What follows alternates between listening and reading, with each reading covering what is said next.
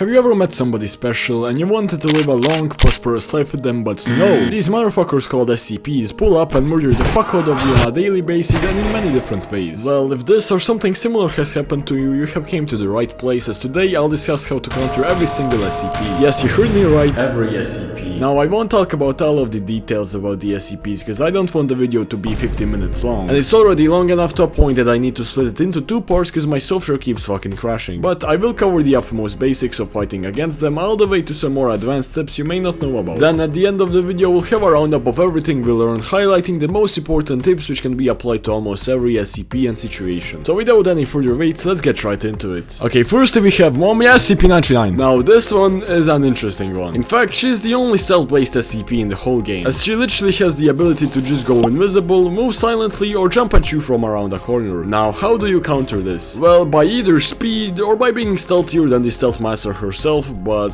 that's boring. Like, literally anyone can evade this SCP by using the classic run and close the door technique, and there's nothing she can do about it besides cope. Combine SCP-500's instant full heal and rapid generation with this, and you can literally just stare right into the 99's eyes as she takes 1000 hits to kill you. Especially if you use the adrenaline for additional HP, which by the way also allows you to survive and hold 99 pounds. Though, let's not only talk about her left click attack, but her special abilities as well. Firstly and most importantly, she has the Amnesia Cloud. This ability allows her to generate a cloud of amnesia. Anyone who enters the cloud will temporarily lose the ability to perceive her. Now unfortunately, if you're cluelessly wandering through the facility alone and you happen to step in a room with this cloud in there is nothing you can do. I mean, sure, you can hear the voices in your head getting louder, but they don't kick in instantly, so by the time you start hearing them, you're already gonna be dead. How do you avoid this? Well, it's best to stick in a group of people, or if you're alone, avoid the places where there's a high chance she'll be camping, like the gates when a new spawn may spawn, or light containment elevators at the start of the game. If you suspect she's hiddenly waiting to ambush you in a room, you can throw an item to trick her into thinking it's a player making noise. You can also just throw a grenade or send in an expendable personnel to check it out. When you're in a team and you encounter her in this cloud, after she starts swinging or taking damage, she will be visible to everyone, even if under amnesia. So just make sure to kindly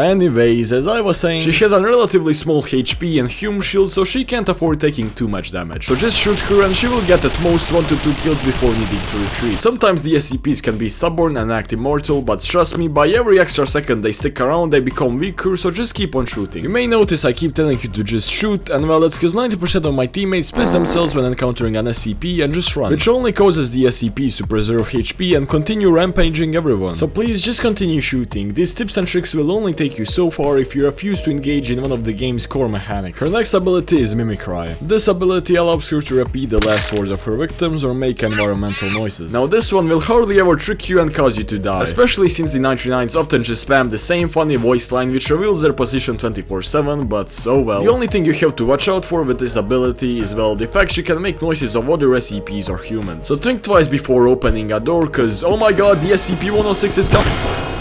The best way to know if it's a real SCP-106 or not is by listening if his walking sound effects appear suddenly or have been slowly getting louder for the whole time. And the last ability she has is the Pounce. Now I'll try to keep this one short and simple, as I have already exceeded the talking budget for this SCP. Unless you wanna get pinned down and violated, be careful whilst taking sketchy corners or opening suspiciously closed doors. When the 99 is preparing to pounce, she breathes louder, so just use your ears or let your teammates go first like the gentleman you are. Or the most effective method of all, just slide to the side while opening the door, which will allow you to avoid any incoming ambush jumps. Okay, now we have some bonus but yet essential tips. You can maximize your chances of survival by wearing heavy armor, as it makes the hits required to kill you 4 instead of 3. Consuming adrenaline alongside with these two candies will grant you the invigorated status effect for a brief period. This status makes you immune to her amnesia effect. It's important to know that if you're already affected by amnesia, only adrenaline can remove the amnesia and provide the immunity effect. The candy's immunity effects won't work if taken after already suffering from amnesia. Her claw attack has an area of damage effect, which means you can take out multiple people close to each other quite fastly. So avoid being cramped with your teammates in tight corridors or elevators. Or at least if you're gonna spend a lot of time in elevators, use that opportunity to blow yourself up alongside the 99.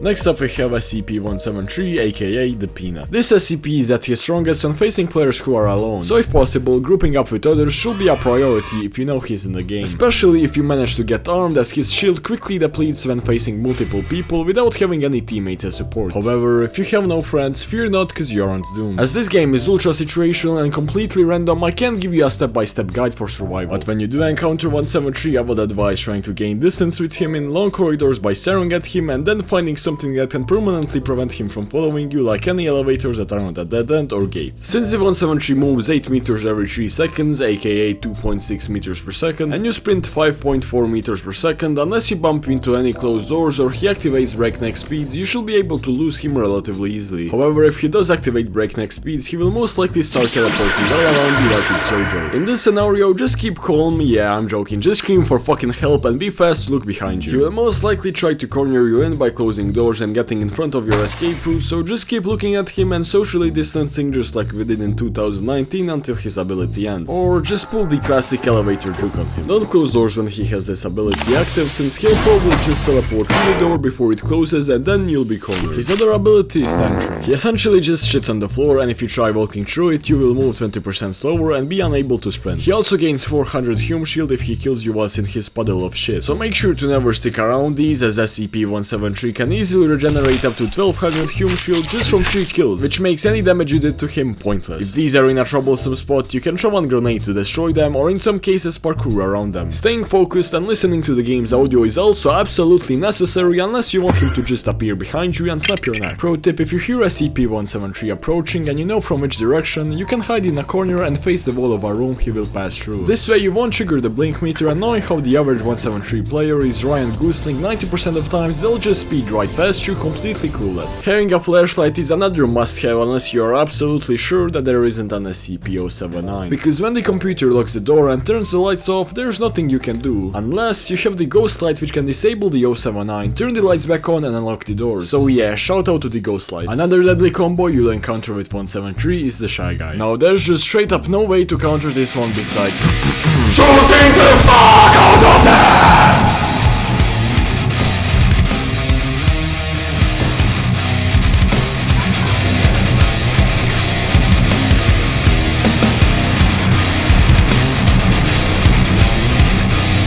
Yeah, I think you get the point. Anyways, time for once again some bonus tips. If you have infinite stamina, you can essentially endlessly outrun 173 if you close the doors behind you without looking at him. You can know if you are within 173's next up range by looking at him and seeing if his name shows up. If you can see the 173's name, that means you are within the next up range and you should gain more distance immediately. His Human Shield, just like human armor, makes the weapons with less penetration do less damage. Whoa, look, it's been 7 minutes and you're still watching. That surely means you're enjoying the video, right?